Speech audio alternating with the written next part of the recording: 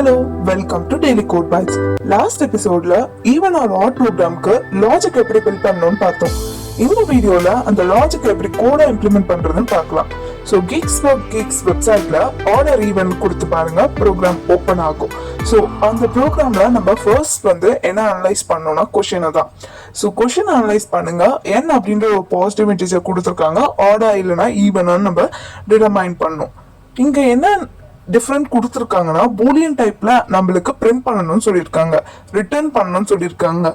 So add அப்படின்னா falls return பண்ணணும், ஈவனா இருந்துச்சுன்னா ட்ரூன்னு ரிட்டர்ன் பண்ணணும். ரெண்டு டெஸ்ட் கேஸ் கொடுத்துருக்காங்க எக்ஸாம்பிளா. ஸோ 15 அப்படின்றது ஒரு ஆட் நம்பர், 2ஆல டிவைட் ஆகாதனால ஃபால்ஸ்ன்னு கொடுத்துருக்காங்க.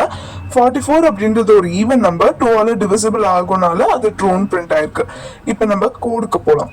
ஸோ இந்த ப்ரோக்ராம்ல பார்த்தீங்கன்னா ஆல்ரெடி நம்மளுக்கு ஒரு ஃபங்க்ஷனை டிஃபால்ட்டை கிரியேட் பண்ணி வச்சிருக்காங்க. அதில் நம்மளோட லாஜிக்கை மட்டும் இம்ப்ளிமெண்ட் பண்ணால் போதும். So static Boolean is event அப்படின்றது ஒரு ஃபங்க்ஷன் நேம், இன்ட் n கொடுத்துருக்காங்க.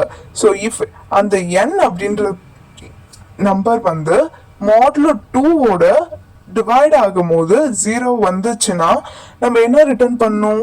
ட்ரூன் ரிட்டர்ன் பண்ணணும். பிகாஸ் அது ஈவன் நம்பர்னால நம்ம ட்ரூன் ரிட்டர்ன் பண்றோம்.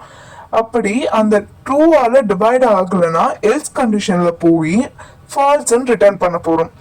இதுதான் ஈவன் ஒரு ஆட் ப்ரோக்ராமுக்கு நம்ம லாஜிக் படி எழுதிருக்கோம். இப்போ கம்பைல் அண்ட் ரன் பண்ணும்போது எனக்கு டெஸ்ட் கேஸ் பாஸ் ஆயிடுச்சு. ஸோ இதை நான் சப்மிட் பண்றேன், எல்லா டெஸ்ட் கேஸும் பாஸ் ஆகுதா செக் பண்றதுக்கு. ஸோ சப்மிட் பண்ணிட்டேன். ஸோ எல்லா டெஸ்ட் கேஸும் பாஸ் ஆயிடுச்சு. இதுதான் ப்ராப்ளம்.